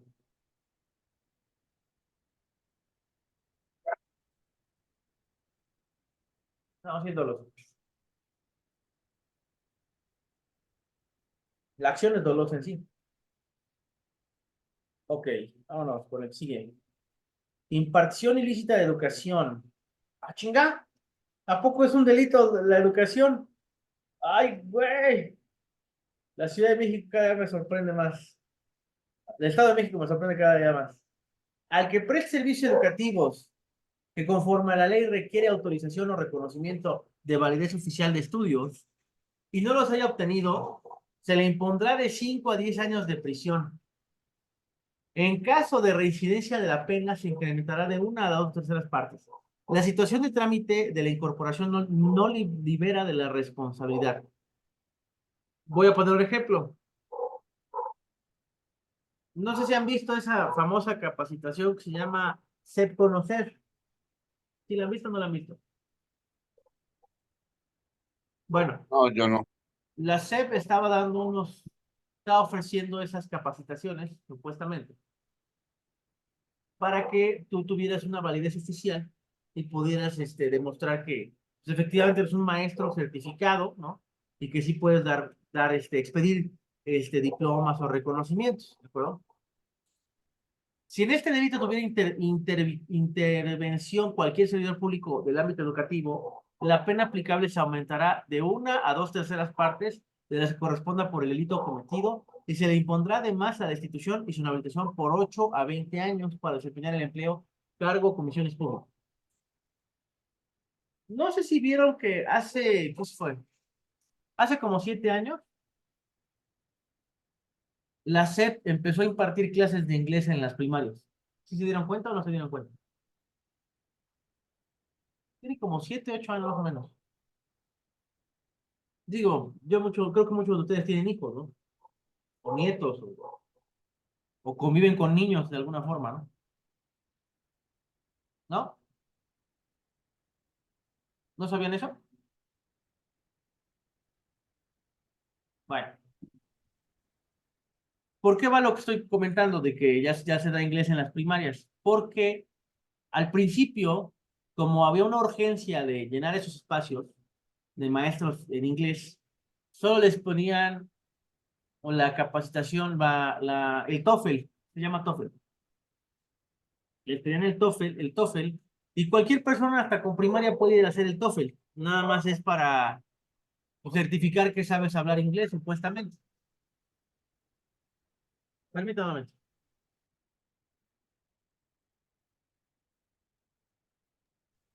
Perdón. Están un poco inquietos mis hijos. Entonces, hay uno que se llama el TOEFL, pero hay uno más arriba del TOEFL que ahorita no me acuerdo cómo se llama. No me acuerdo, se llama. No, se me fue. No me acuerdo cómo se llama. Pero hay una capacitación más arriba del TOEFL que es la que te certifica. El Cambridge. El examen del Cambridge se llama. El Cambridge es la que te clasifica como maestro en inglés. O sea, te puedes dar clases en inglés, tanto inglés, el inglés de Inglaterra como el inglés americano, ¿sabes? Es una capacitación. Entonces, cuando sucedió este cambio de que ya les pedían a los maestros de inglés no nada más tener el TOEFL, sino también tener el Cambridge, y aparte de tener el Cambridge, tener una carrera, fue cuando se dio ese problema, ¿sale? Porque muchos que estaban dando inglés no tenían más que la secundaria o más que la preparatoria. No habían estudiado idiomas, porque no era un requisito que les pidieron en ese momento. ¿Y qué pasó? Lo que pasa en muchos lugares cuando abunda un tema económico, pues sobornaron a algunas autoridades para que hicieran caso omiso de ese tema y siguieran los maestros dando clases, ¿no? Pero no eran maestros certificados. O sea, no tenían una carrera profesional, bueno, licenciatura en Derecho, o licenciatura en Derecho, licenciatura en idiomas o licenciatura en algo, solamente tenían un cursito. Y es cuando se vino ese problema bien fuerte. Fue hace como 4 o 5 años más o menos, que corrieron un montón de maestros de inglés de la SEP. ¿Cómo ven? ¿No sabían eso o sí sabían eso? No. No. Ahora lo saben, es un delito en el Estado de México dar alguna capacitación o servicio educativo y que no tengas el reconocimiento para darlo.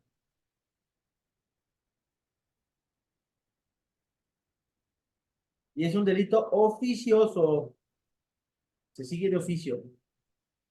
¿Cómo ven? Oiga, Lick, y en ese supuesto sí pueden entrar, por ejemplo, esas instituciones que te dicen, tu prepa en un solo examen, porque en varios, bueno, en donde estoy estudiando, ya íbamos en avanzado, en creo que segundo cuatrimestre, cuando a mis compañeros, a varios, les empezaron a hacer como que la revisión de sus certificados y muchos, pues obviamente eran apócrifos. Y decían, no, pero es que yo fui con la SEP en mi prepa en un solo examen. Y entonces, ¿cómo recibieron el dinero si no estaban seguros de que era el certificado válido? Entonces, en ese supuesto sí pueden fincar una responsabilidad ahí donde, ¿cómo se llama? Donde tomaron su curso, ¿no? O hicieron su examen.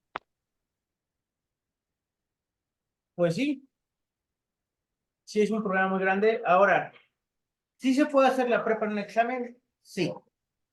Sí, hay un acuerdo, se llama el acuerdo 283, y hay otro que tiene otro número que es el 29, no, el 3 no sé qué. El único que aprendí fue el 283. Ceneval. Al Ceneval. Es por acuerdo. El acuerdo se dio de que precisamente con un solo examen pases. Ojo, ese examen Ceneval no nada más aplica para la prepa, ¿eh? Ya ahorita lo están aplicando a nivel universitario. Igual el acuerdo 283 es. Pues si el eh, fiscal licenciado pasó con ese examen en un día, ¿Cómo, cómo? el que se quedó en lugar de esta señora, la fiscal Ah, sí. Del lo hizo Estado en de un México. día, lo hizo en una escuela patito y con el 286, 283, sí. 86, 286. 86, ¿no? 86, no me acuerdo. Ya se me olvidó entonces. Pero Sí, efectivamente, por un examen y pum, ahí está, ya tienes tu licenciatura. La bronca es que tengas con qué soportarlo, la bronca, miren, se los voy a decir así, la bronca no es que sean ustedes licenciados en Derecho. Así que cualquiera puede ser licenciado en Derecho. ¿Sabe? Cualquiera. No es nada del otro mundo entender el derecho. Lo difícil es lo que decía el otro día un juez, la implementación del derecho. Porque en los libros y la teoría suena bien bonito, pero ya a la hora de los catorrazos es otro cuento. Nadie los capacita a los jueces para ser jueces. Nadie nos capacita a nosotros para ser abogados. Voy a poner un ejemplo. A pesar de que la ley nos da una estructura en el 235, por ejemplo, del Código Nacional de Procedimientos Civiles y Familiares, nos da una estructura de cómo hacer una demanda. Yo puedo hacerla como quiera o la puedo hacer como dice la ley. Si yo quiero poner, no sé, por ejemplo, es proemio, hecho, no, pretensiones, petitorios,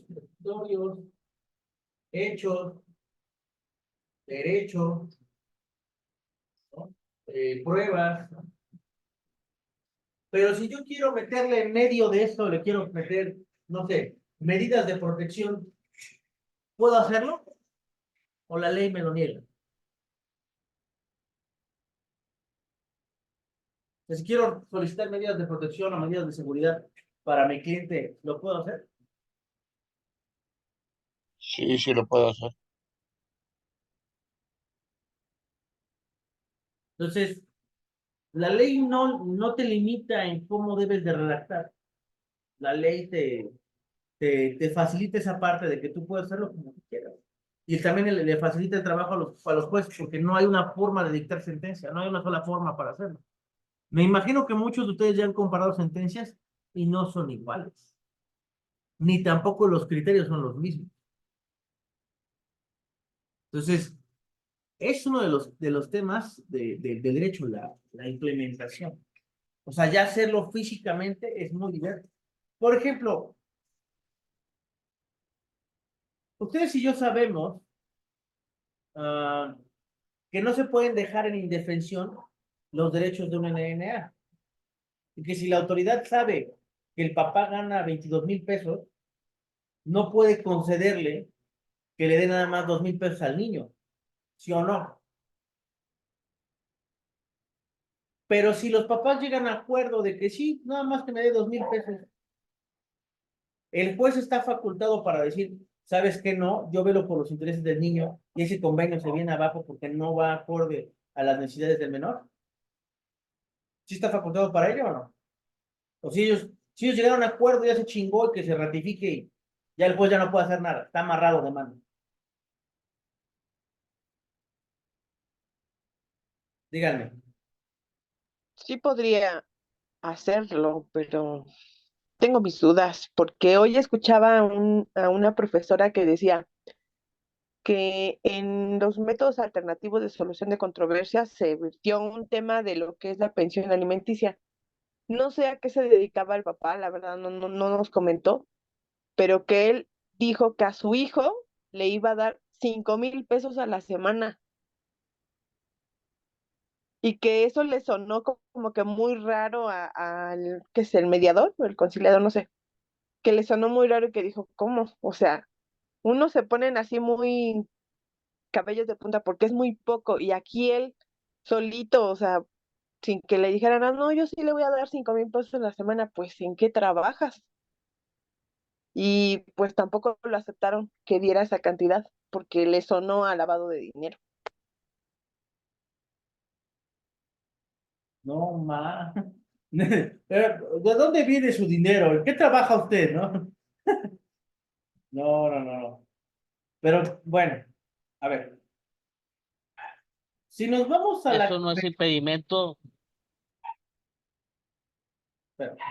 Si nos vamos a la convencionalidad, al control de convencionalidad, al control de constitucionalidad, la pregunta sería, el juez no está obligado de oficio a que si él considera que no se llena el mínimo vital o no se satisface las necesidades del menor, le diga al papá, me vale madres tu convenio, y lo tire abajo y diga, eso va en contra de la Constitución, de los derechos del niño, de la convención de los derechos de la niñez, o sea, va en contra de todo eso, lo que tú estás proponiendo, y aunque la mamá tenga el derecho o el interés legítimo para promover en favor del menor, yo como juez estoy facultado para solicitar más en defensa de los derechos del MNA.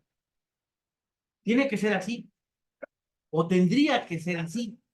¿Por qué? Porque lo dice el cuadernillo de jurisprudencia de la Suprema Corte de Control de Convencionalidad, lo dice el protocolo para poner con perspectiva de derechos de infancia y adolescencia, lo dice ¿cómo se llama? El de perspectiva de género en materia familiar, ¿sale? Lo dice, ¿qué más lo dice? Bueno, de entrada lo dicen esos tres, tal cual. O sea, hay mucha jurisprudencia que apoya ese hecho, de que el juez lo puede hacer. Entonces, no es si quiere, así tiene que ser. Pero el tema es que como muchos abogados no saben lo que le pueden exigir al juez, pues no se ponen al tú por tú con el juez, o le tienen miedo. Y no, esta carrera, los voy a decir así, esta carrera no es para cobardes, ¿vale? No, no. De una vez les digo que si ustedes pensaron que esta carrera era para cualquiera, no lo es. Si quieren ser abogados de veras, no se permiten cobardes en la carrera. Así de claro. Yo se lo he dicho a muchos estudiantes. Muchas veces he dado clases en salón y lo he dicho. Esta clase no permite cobardes. El derecho no lo permite. ¿Por qué? Porque peleamos por los derechos de la gente. A ver, voy a ponerles un ejemplo muy plácido y muy puntual a la fecha en la que estamos actualmente. ¿Cuánta gente murió para que ustedes puedan ejercer el derecho al voto hoy? Digo, mañana, en unas horas. ¿Se peleó una guerra civil interna para el derecho al voto? ¿Sí o no? La Revolución Mexicana fue una guerra civil, tal cual. Para que pasáramos del porfiriato a la no reelección. Una guerra. Y murió mucha gente. Aquí en Puebla estaba el partido antireeleccionista y mataron a los hermanos Cerdán. Les valió, llegó la policía, llegó el ejército y los hicieron pedazos.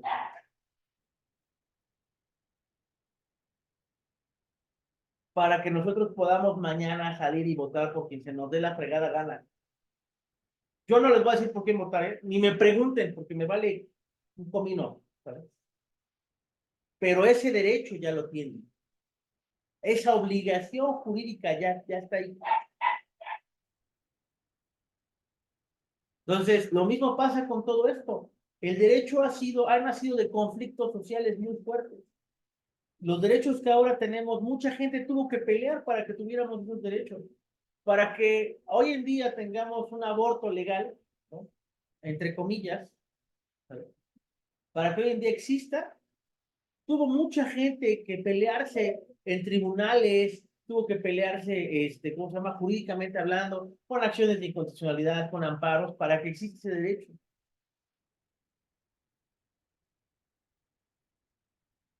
Lo mismo pasa con todos los grupos vulnerables.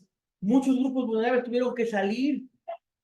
Es más, para que se visibilizara la desaparición forzada, los nietos de Radilla Pacheco tuvieron que llevar su caso ante ¿cómo se llama? El tribunal, bueno, ¿cómo se llama? La Corte Interamericana de Derechos Humanos, para que se pudiera visibilizar la desaparición forzada y la responsabilidad que tiene el Estado de esa desaparición forzada.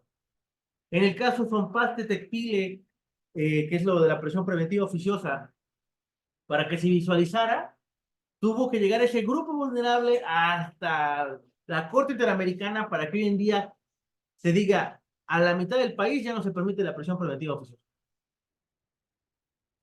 En el caso García Rodríguez igual, tuvieron que irse, 19 años pasaron en prisión preventiva para que pudieran exigir su derecho a una libertad durante el proceso. Todo lo que tenemos hoy en día de derechos ha nacido de un conflicto. Para que México, que fue el pionero en inventar, no sé si lo sepan, en inventar el feminicidio, o sea, visibilizar la muerte de las mujeres, ¿de acuerdo? Los homicidios de mujeres por razones de género, el Estado mexicano fue uno de los primeros en el mundo en tipificarlo. En España no está ese delito. Y hablamos el mismo idioma, ¿vale? No. En otras partes del mundo ese delito no existe. En Estados Unidos no existe el feminicidio. Tal cual. México es de los pocos países en el mundo que lo tiene. Y que muchos a través de eso lo copiaron. Aquí en México han nacido muchas instituciones que los países han replicado. Porque me van a decir, ay, no, pues es que hemos imitado al derecho alemán, en el derecho penal imitamos a Colombia, que están más renovados y bla, bla, bla. Bueno, no quise una grosería, pero México se ha aventado muchas cosas. El sistema penal acusatorio que tenemos actual es híbrido, no lo tiene ningún otro país. El sistema que se quiere implementar ahorita del Código Nacional de Procedimientos Civiles y Familiares es híbrido, no lo tiene ningún otro país. Tal cual. Entonces a mí no me pueden decir que México no innova en ese sentido. Claro que innova. Es más, nosotros inventamos el amparo. En otras partes del mundo no existía. En otras partes del mundo se llama habeas corpus o recurso de casación. Pero donde se inventó el amparo fue acá. Tal cual. Y donde tiene más controversia y donde se usan más esas herramientas en México. Tal cual. Entonces, sí hay que tener en cuenta de que México, nuestro país, tiene mucha revolución en ese sentido en cuanto al derecho. El derecho no es para cobardes. El cliente te contrata para una pretensión.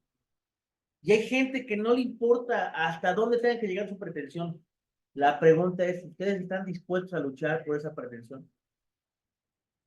Porque si me pagan, sí. No nada más que te paguen. El tiempo, la dedicación, los enemigos que te puedes ganar en ese proceso. ¿Cuántos de ustedes están dispuestos a eso? Esa es la pregunta. ¿Cuántos están dispuestos de ustedes a pelear por esos derechos? A crear un nuevo derecho. A crear una nueva institución. Voy a poner un ejemplo. El abogado Cervantes, ¿vale? El abogado Cervantes se inventó el amparo del poliamor y casi logra crear una nueva institución del orden familiar. Casi lo logra. Es más, casi crea una revolución en materia de institución del derecho familiar.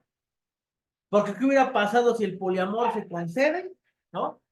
Se casan 3 personas, hay hijos, y que el niño va a tener 3 apellidos, va a recibir 2 pensiones alimenticias. ¿Cómo vas? Se tendrían que haber arreglado todas las instituciones del orden familiar si hubieran puesto al poliamor. Pero tuvo la visión, tuvo la ambición, tuvo la sapiencia de decir, vamos, y nos vamos con todo. Lo logró de primera instancia, ya cuando se fue al tema de la Suprema Corte, ni madres, no pasa, porque si no nos vamos, los legisladores se van a volver locos, no se puede, no. Tal cual. Pero lo logró, o sea, llegó hasta allá su amparo, llegó hasta allá su idea. ¿Cuántos de ustedes están dispuestos a esa parte? Esa es la pregunta. ¿Y qué están dispuestos a sacrificar para ello? Porque en este momento todos ustedes ya sacrificaron 2 horas de su vida, me entregaron ahorita 2 horas de su vida.